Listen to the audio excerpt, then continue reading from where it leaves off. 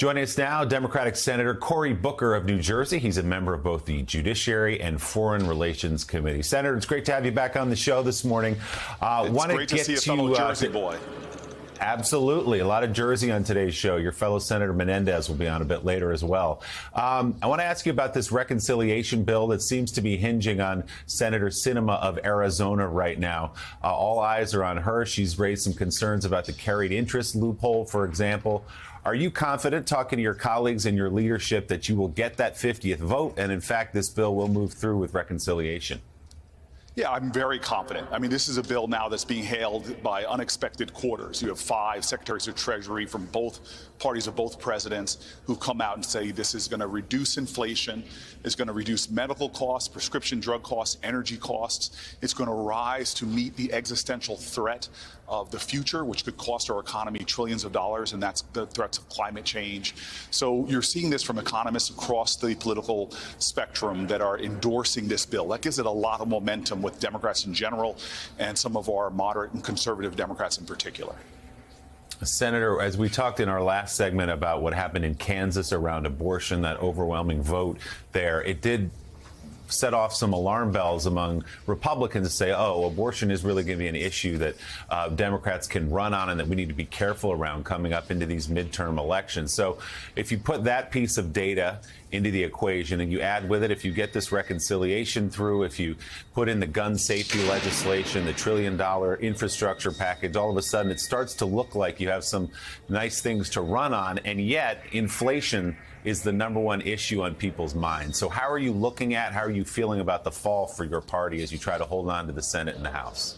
Yeah, there's a lot to talk about from President Biden and Congress has done. Bipartisan bills to invest in our infrastructure, creating millions of jobs in ways we've never before seen in America. Bipartisan bills to deal with this gun crisis. I was one of the 10 Democrats that met with 10 Republicans across the aisle for the first time in decades. Bipartisan bill to deal with our science and chip manufacturing, which is not just a consumer issue, but a national security issue.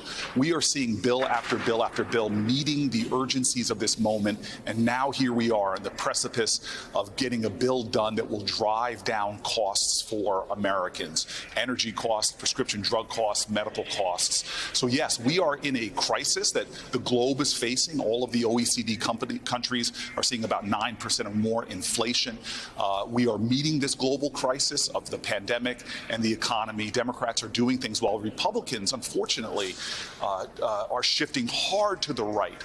They're going after, obviously, abortion care, creating a dystopian reality where a survivor of rape can be sued by their rapist to collect a bounty if they try to go get an abortion. We're seeing people begin to herald a day where we challenge contraception care, gay marriage, and more. This is not who we are as a country. We want pragmatic policies like the bipartisan bills we've been delivering, and I do think that folks are beginning to see the extremists are winning in the Republican Party, in that party, and here we are driving towards things to try to meet the challenges of our day. Senator, this pending legislation includes what you just talked about, or just mentioned actually, reducing prescription drug care costs. What drugs, what reduction specifically?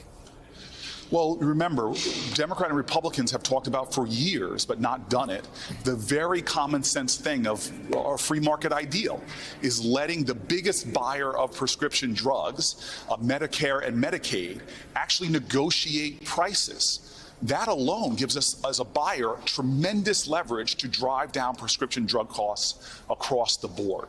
And so when we looked at the pain points of the American people, this is one of the greatest pain points that's described, is how expensive prescription drugs are. I was in Newark, New Jersey, and a woman came up to me saying her prescription drug costs were about $600 a month, and her copay was over $100 a month. This is a low-income American. Stories like that are crippling people. So this is going to enable the government entering into the free market to drive down prices across the board. But obviously, we're looking at some of the worst offenders, like insulin costs in the United States of America, making sure that we're getting those down and trying to cap people's out-of-pocket prescription drug costs overall.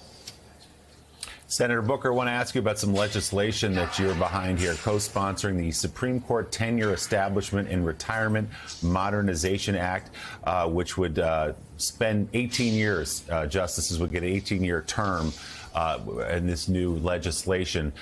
What prompted this? I suspect it's the Roe decision, but has this been in the works for some years?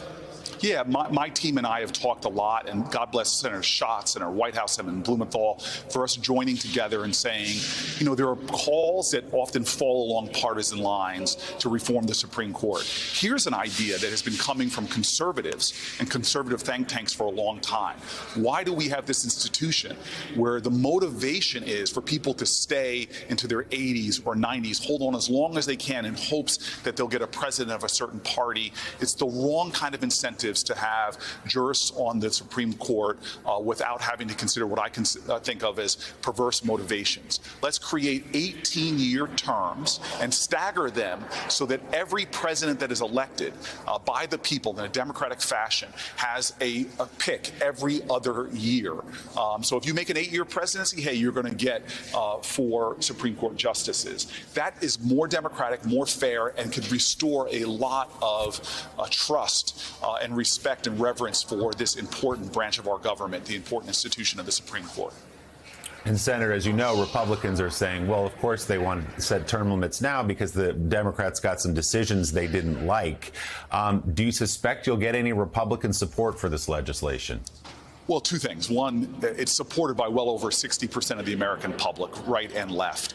Number 2, yeah, these are decisions not just that I don't like, but that are fundamentally rolling back the rights of Americans, whether it is Citizens United that has allowed ungodly amounts of money to come into our system, diluting the individual American's voice, whether it is the stripping of rights of privacy, the potential stripping of the right to marry who you want, and of course the rolling back of voting rights. So these are really big issues, and yeah, that's a motivating factor. But my job is always to try to find a way to bring people together to get things done.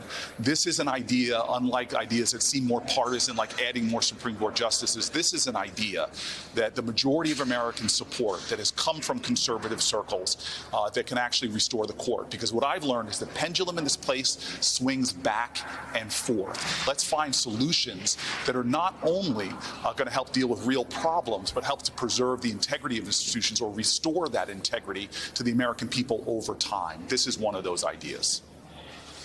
Democratic Senator and former standout tight end at Northern Valley Regional High School in Old Tappan, Cory Booker of New Jersey. Senator, thanks so much. We appreciate it.